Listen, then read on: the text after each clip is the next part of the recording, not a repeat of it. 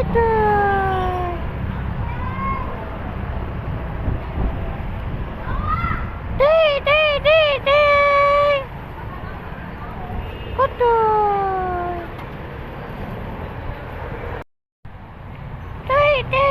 Tay.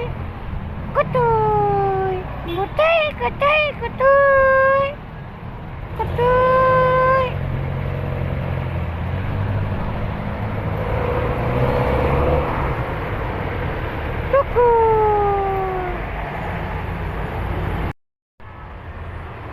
Putoy.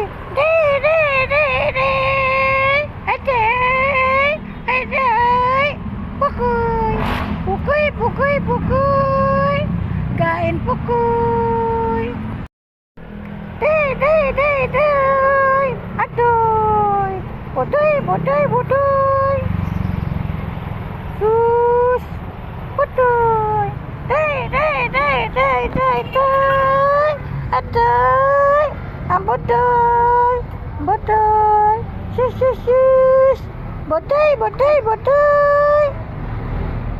Day. Bodoy.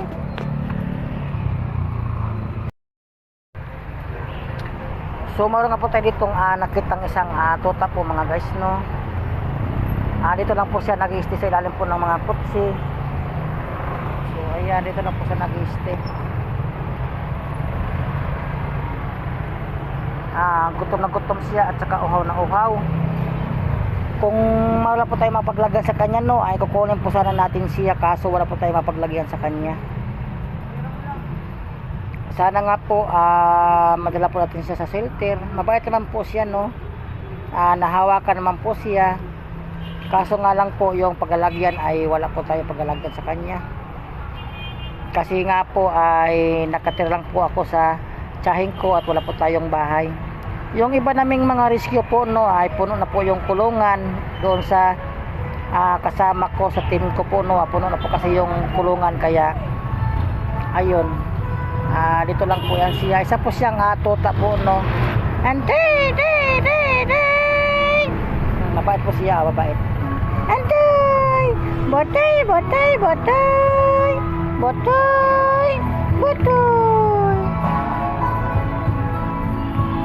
Mabait naman po siya, no. Nahawakan naman po siya. Nahawakan naman po siya. Botoy.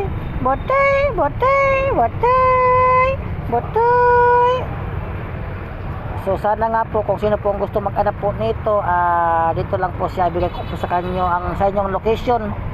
Mag-comment lang po kayo sa akin at saka bigay ko po sa inyo yung location. So dito po sa post ko ay di ko muna siya ibigay kung saan po siyang location, baka po siya ay makuha po ng mga ngatay at papuntahan rito. Kaya message lang po kayo sa akin kung gusto nyo pong ma-adapt po siya. Isa po siyang lalaking tuta. Mabait po siya, no.